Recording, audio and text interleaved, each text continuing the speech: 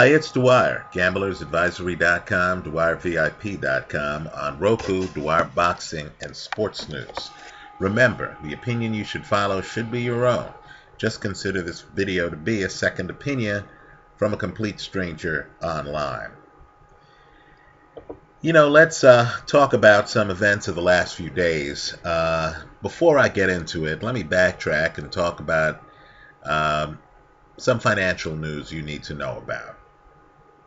Right now, Peter Schiff is actually appearing on Alex Jones's show. By the way, I don't know Peter Schiff. I don't know Alex Jones. But Peter Schiff is appearing on Alex Jones's shows on Friday, every Friday. And let's just say last Friday's show is a must-watch podcast. If you're concerned about Greece, if you want real talk, if you don't believe that the financial media is really giving you the real story, then I encourage you to listen to that podcast. Let me just point out, years ago, I was reading some financial mag and everyone was talking about the Greek miracle. I was hearing about early retirement in Greece. We here in the United States, we're hearing about how in Greece workers got extended vacations. No one worked during the summer.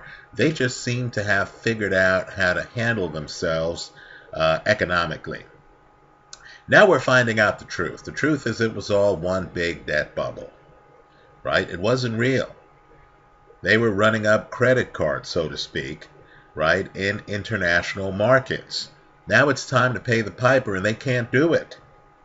Now, speaking of that, let me shift gears to boxing here. I don't want to get too hard on anyone in particular, but the 50 Cent situation, SMS Promotions, 50, of course, has recently filed for bankruptcy. In interviews, he said it's for strategic reasons. If you look up 50 Cent and lawsuits he's involved with, and understand, if you're a very wealthy individual, and 50 Cent, according to his bankruptcy filing, has up to $50 million in assets. If you're very wealthy, you're going to be involved in lawsuits.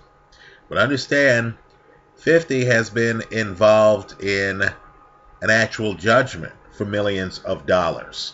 The information is out there.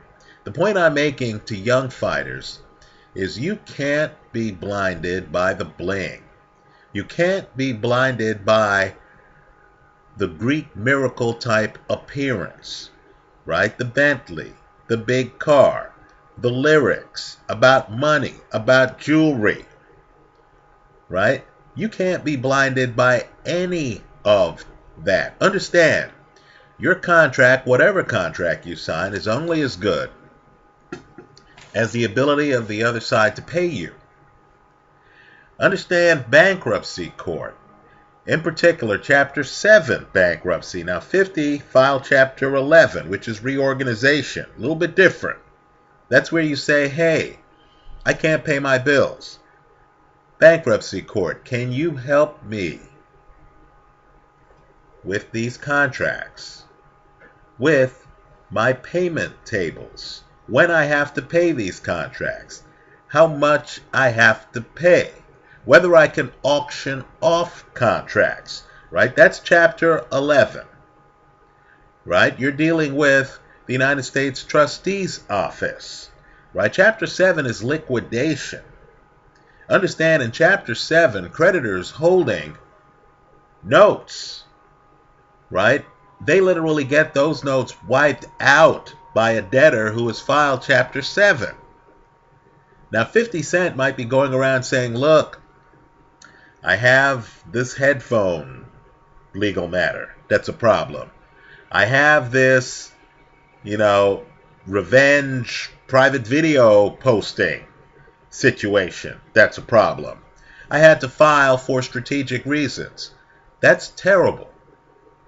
If you're a fighter expecting a paycheck from him, understand, Chapter 11, before you get paid, it has to be vetted by the United States Trustee's Office.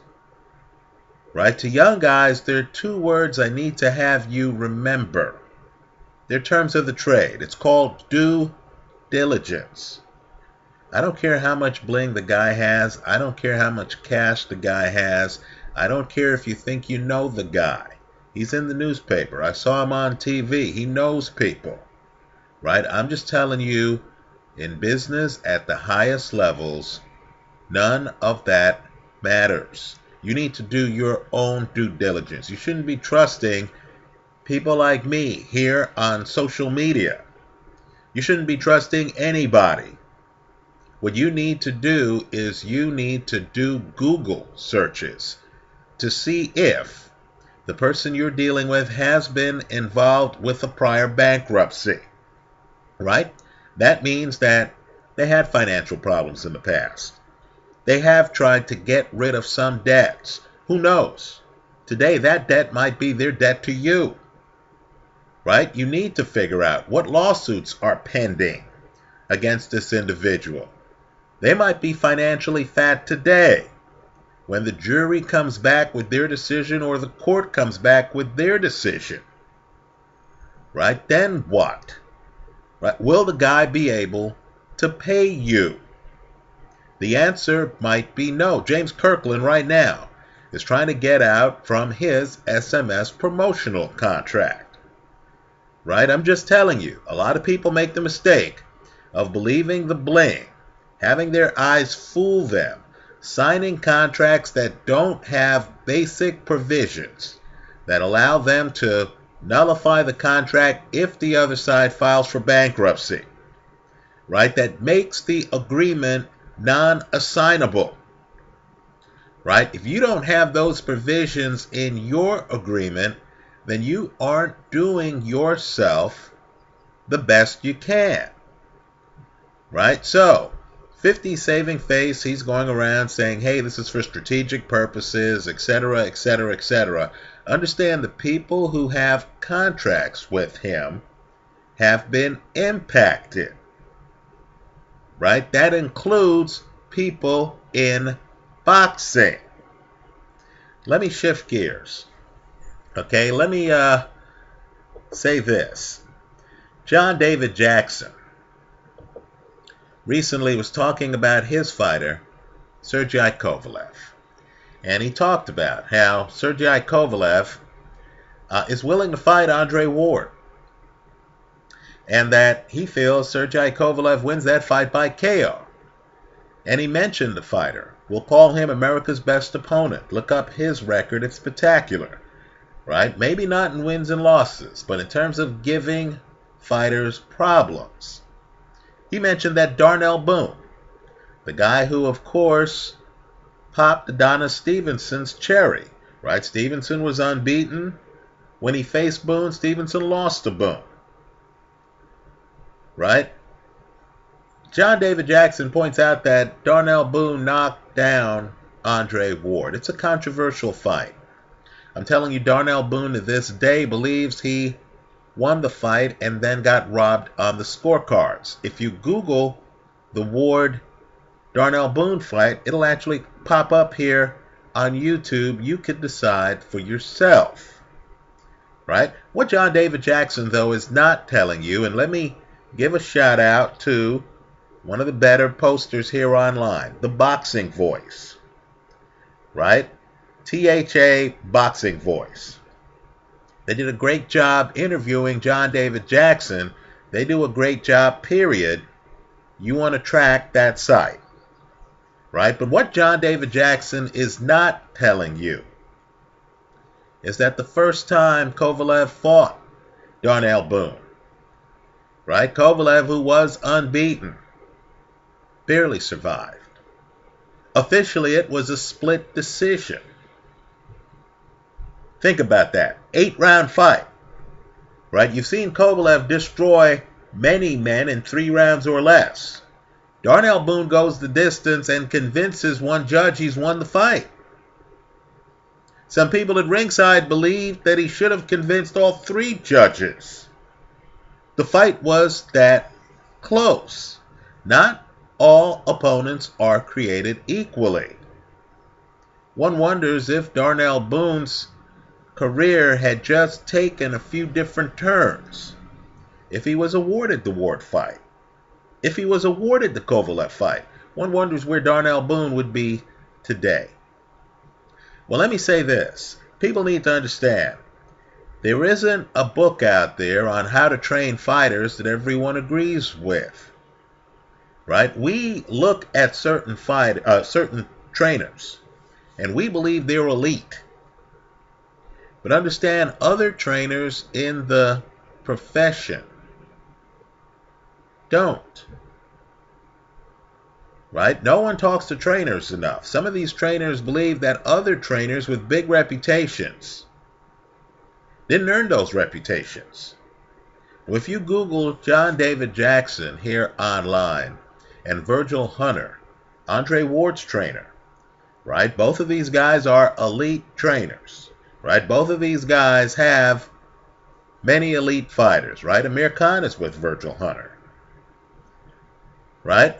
Bryant Jennings has now signed with John David Jackson. I think a good argument can be made that Bryant Jennings is America's best heavyweight right now, right? In my mind, he'd have to beat Tony Thompson, who unofficially, in my mind, held that title, right? I'm sorry, Deontay Wilder. I'm sorry, Chris Arreola. I'm placing these guys above you, right? This isn't a political organization here. I'm not one of these sanctioning bodies. I'm just going off of my own due diligence, right? But let's just say Virgil Hunter and John David Jackson are widely considered to be two of the elite trainers in the sport. There's an interview here online. You're going to have to Google it and dig a few articles where John David Jackson criticizes the work of Virgil Hunter. Right? He believes Virgil Hunter's fighters don't do certain things well. Understand, a match between Kovalev and Andre Ward, who, John David Jackson points out, came out of the amateurs at light heavy, who fought Paul Smith at 172 pounds, right, wouldn't just be a battle between the two guys. It would actually be a battle between the two trainers. Let me point out, too, that John David Jackson's fighters tend to be more offensively oriented, right? You would have Kovalev, in my opinion, throwing more volume. The million-dollar question in that fight, and it's a million-dollar question, right, is, would Andre Ward be able to do things that Bernard Hopkins, who is a lot like Andre Ward, only older, right? Bernard's where Andre will be if Andre keeps himself in great shape and continues to fight into his 50s, right? The question is whether Andre Ward can set up the angles Hopkins tried to set up but couldn't. Whether Andre Ward's youth compared to Hopkins would allow him to get off punches and get inside in a way that Hopkins wasn't able to. Understand, Kovalev's volume disrupted, right? It disrupted Bernard Hopkins, right? So, I'll say this. Carl Froch says, Andre Ward might well end his career undefeated. I'm just here to tell you, right now it's a golden age, in my opinion, at 168 and 175. Right? Think about the guys just at 168. If we were to list the elite fighters who don't have titles, I'm telling you, on any short list, you would have to put Andre Dirrell. Right? You would have to. Carl Froch should know that. Dirrell goes to Nottingham, England. That's a photo finish fight. We can debate over the photograph. Some will say, hey, Froch won that fight. Some will say, hey, Dirrell won that fight. Just understand, that fight goes the distance, doesn't it? Right? It goes the distance. There are arguments that can be made on both men's behalves. Right? Andre Dirrell against James DeGale. Right? DeGale won that fight in my eyes, but can we agree? Dirrell goes the distance. That's after a rocky start. It doesn't get worse than getting knocked down twice early against James DeGale. But yet Durrell gets up. Durrell goes the distance. Right? Durrell has his moments in that fight. I'd say Andre Durrell is one of the elite fighters without a title in the sport of boxing. Now, people here online know what I think of James DeGale. I think he's a dominant fighter. You know, I would love to see. It's not possible, but I would love to see James DeGale at the same weight class as Floyd Mayweather. I would love to see that fight. Right? I'm just here to tell you that the pre-fight conversation, if you were a DeGale person, you wouldn't even care what Floyd had to say. Wouldn't even care about it. Right? Because, you know, DeGale's serious. It's serious business with him. You would understand whatever is said in the ring, who cares? You're dealing with a craftsman. Right? You'd be thinking in terms of punches, not who says what or what cars are in Floyd's driveway. Who cares about that? You'd be thinking about the sport as a craft. Well, my point to you is, Andre Ward has some major challenges at 168 and 175. Right? Frankly, while I think Ward beats Jean Pascal, that's a difficult fight. While I personally don't view Adonis Stevenson as a chess player, he does have a lethal left hand. He is a southpaw who can operate behind a jab. Right? Andres Fonfara, the last time I saw him, he was charging Julio Cesar Chavez Jr. tuition. Right? They called it a boxing match that seemed to me to be a class that ended with Chavez Jr. dropping out. Right? So, if you're looking at weight classes, look hard at 168, look hard at 175. I think that's the deep end of the pool for everybody. I'm not convinced anybody escapes there unbeaten. Right? Anybody. You have some other guys, too, hovering around. I believe Andre Ward would easily beat Artur Beterbiev. But understand, there isn't a lot of room for error. Right? These are men with big punches. Right? You can tell a guy with a big punch because when he knocks the other guy down, the other guy doesn't spring to his feet right away. He looks hurt. Right? He's on the canvas dazed and confused. I want you to take a look at the guys Artur Beterbiev has dropped. They're on the canvas, they're dazed and confused. Now let me shift gears. I mentioned Carl Froch earlier. Carl Froch and Joe Calzaghe are having a big dust-up in the UK. Right? These two guys who are British royalty, right, really have a problem with the other. Right? Same weight class, 168 pounds. In boxing, legacy matters quite a bit. Right? Both of these guys want the world to know that they're the man from that weight class in the UK, especially now that Froch has retired. Let me be blunt. If that fight were announced tomorrow, prime Froch, prime Calzaghe, not Calzaghe several years post-retirement, but prime Calzaghe, I would quickly take Joe Calzaghe in that fight. To the Froch crowd, go ahead and leave your comments here, but I'd take Calzaghe in that fight. He's too fast. He's simply too fast for Carl Froch. Carl Froch was a technician. Calzaghe's much more of an athlete. Right? He's simply too fast. And he's a southpaw. Right? So you'd be dealing with a guy who would, to me, be just moving in and out on Carl Froch, battering him with shots. Let me go one step further. Both guys beat Mikhail Kessler. Right? It's important. Very important opponent. Because Kessler is, arguably the biggest opponents. One of the biggest opponents for both. Right? Well, the bottom line is this, though. Who beat the better Kessler? Kessler's unbeaten when he fights Joe Calzaghe. He's younger, he's fresher, it looks to me like he has more hand speed. And that Calzaghe-Kessler fight is spectacular. Because quite frankly, Calzaghe solves the puzzle during the fight. In other words, the first half of the fight, it's interesting. Second half of the fight, it's clear. Right? Joe Calzaghe is the superior fighter. Now think about Kessler against Carl Froch, and I'll agree. The first fight is a location fight. Let's face it. If those two men fought the same fight in Nottingham, England, Carl Froch wins the fight. Right? That first fight, in my opinion, is scored the way it's scored because the fight is in Kessler's backyard.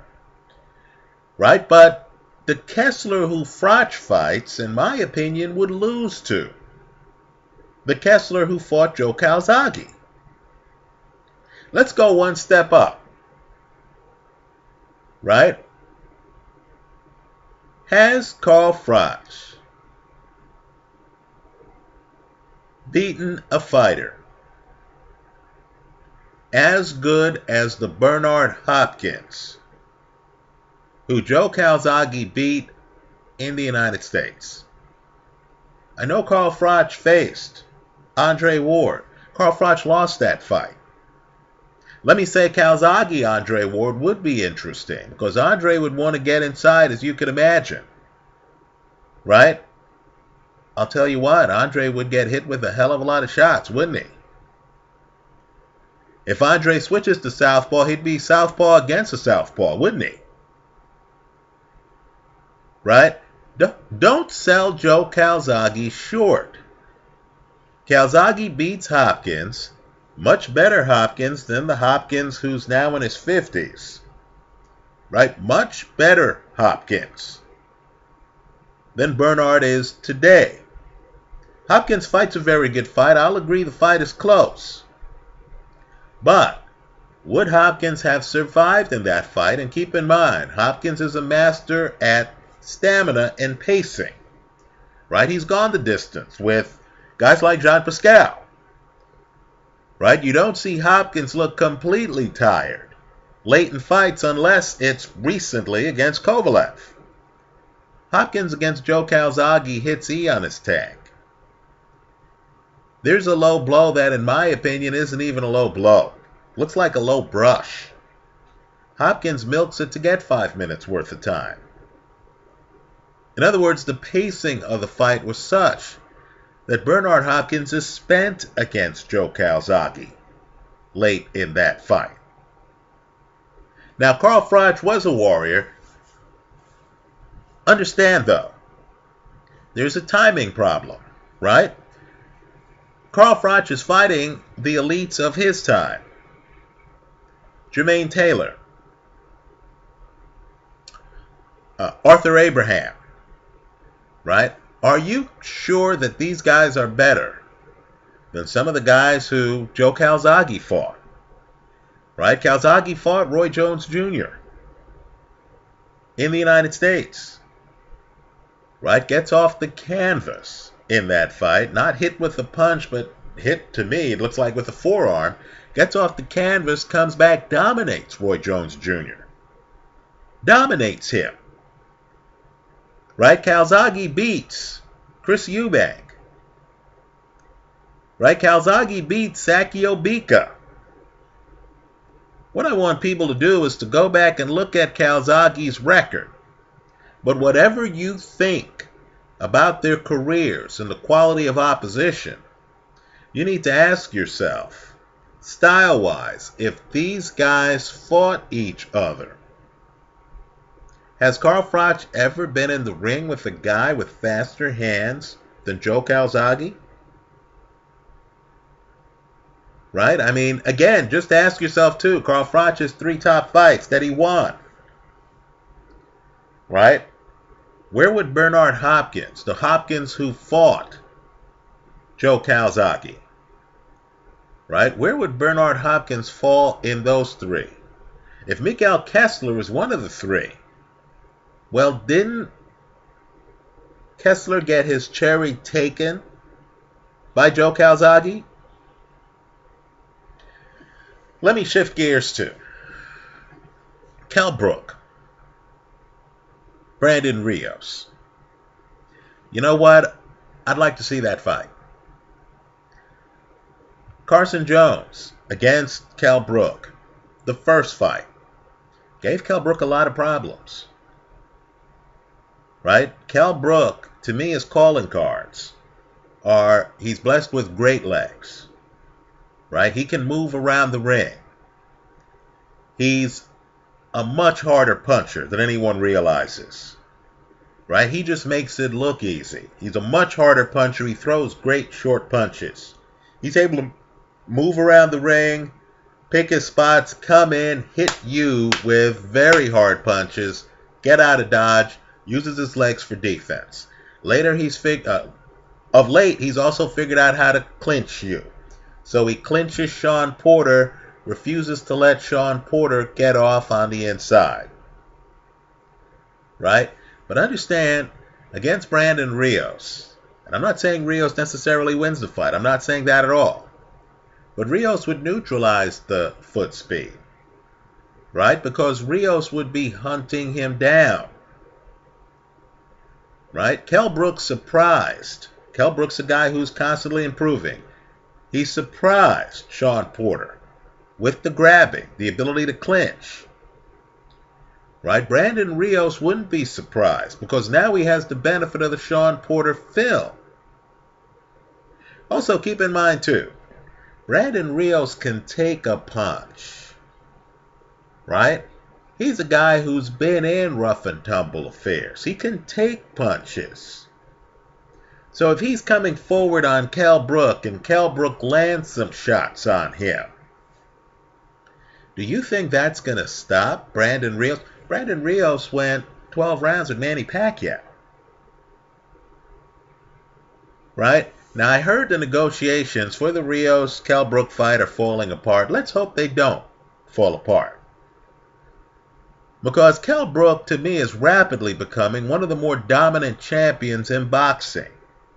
I'd take Kell Brook over Amir Khan. Right? I would. Right? You just saw Keith Thurman have some problems. That fifth round against Luis Collazo is a must-see round. Right? I thought Keith Thurman had some problems against Julio Diaz. Right? A guy who also gave Shawn Porter problems. By the way, put Diaz in the best opponent sweepstakes with Darnell Boone. Right? You need to keep track of the guys who have fought high-class opposition and have tested them. Right? I thought Julio Diaz gave Keith Thurman some problems. Right? My point is simply this. Kell Brook, Keith Thurman, that's an interesting fight, folks. That's a 5-star fight. Let's just say if Kell Brook replays the 5th round of Keith Thurman's fight against Luis Collazo, it gets interesting. Understand, Collazo and Robert the Ghost Guerrero, neither of them move like Kell Brook. Keith Thurman's been feasting recently off fighters who don't have a lot of movement. What happens when he faces one who does? Right? Let me shift gears one last time. Scott Quigg, Kiko Martinez.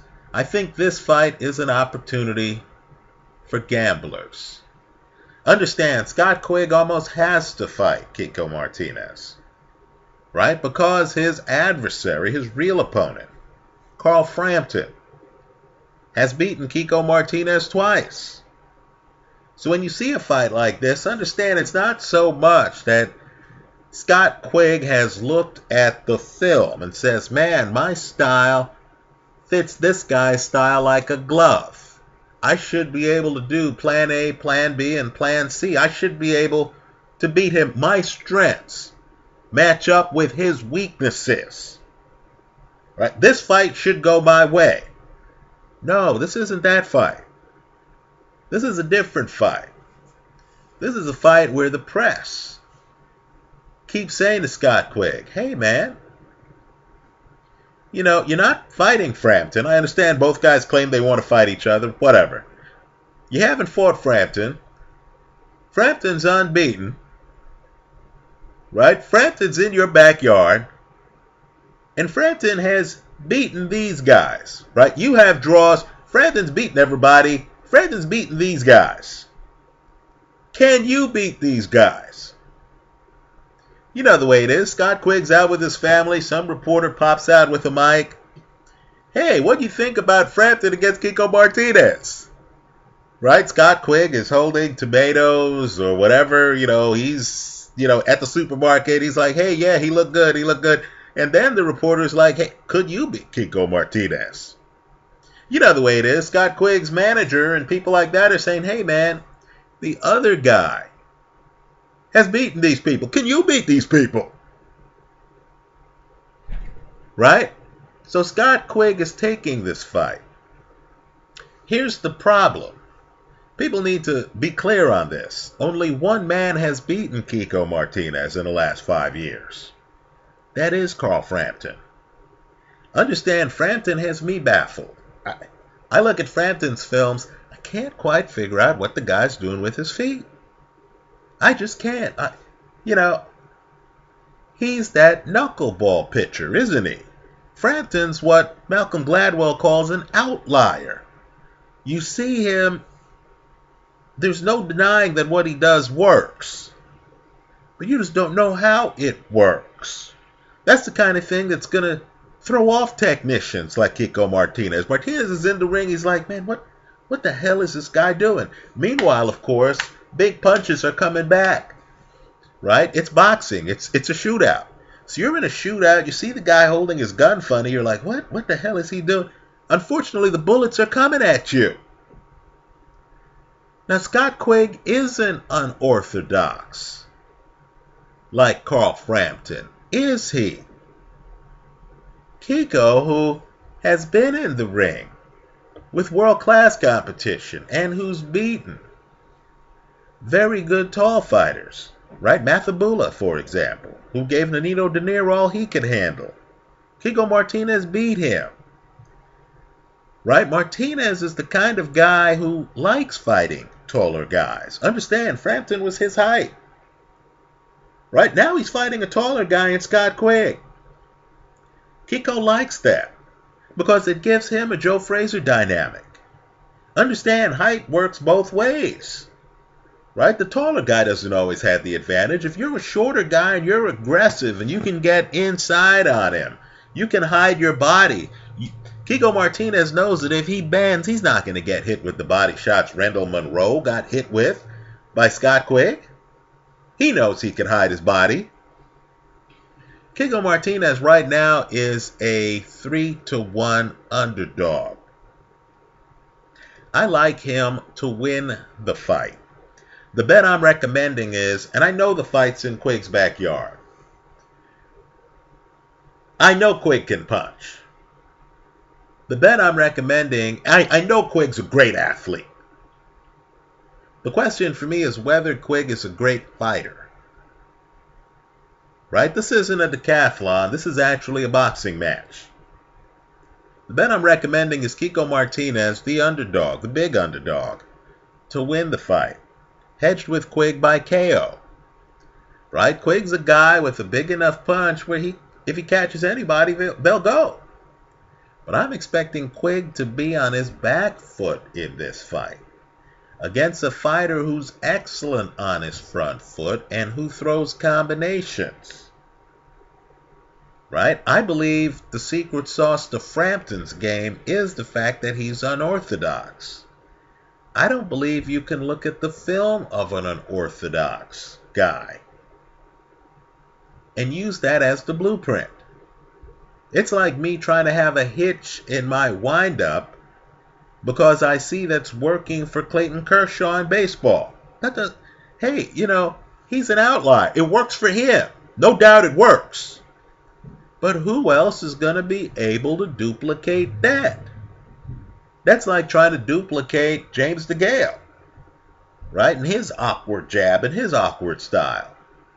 I don't think Quigg's going to find a blueprint from Frampton's victories over Kiko Martinez.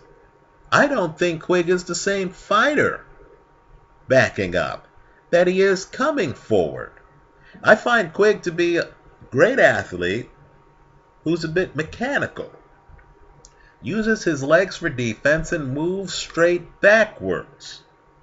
I'm not even sure if he's able to fight inside. He seems to me to be a puncher looking to land big counters. Right? He's very two-handed, no question about it.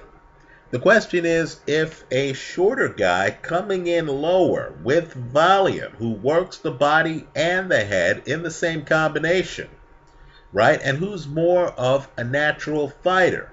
In other words, Martinez comes in, he'll come in off at the side, he's throwing punches, he can throw punches and still be defensive.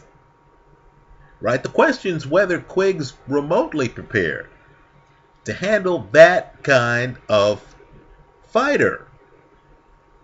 I don't think he is. I'm going with the underdog in this fight, but I'm going to hedge the play with Quigg by KO. Understand what that means. By the way, you're getting better than plus 200. You're getting better than 2-to-1 odds on both halves of that play. So understand what that means. Right? If you're right on either side of the play, you've made money. Right? If Scott Quigg gets a spectacular KO, right? And Carl Frampton got a KO over Kiko Martinez. If Quigg gets a KO, okay, good. I'll say, I was wrong about Scott Quigg. He's better than I thought. But I'll also be in line to collect at the casino after the fight. Right? But understand the risk involved. If Scott Quigg goes the distance, like Carl Frampton did in the second fight, right? If Scott Quigg goes the distance against Kiko Martinez and wins by decision, then you lose it all.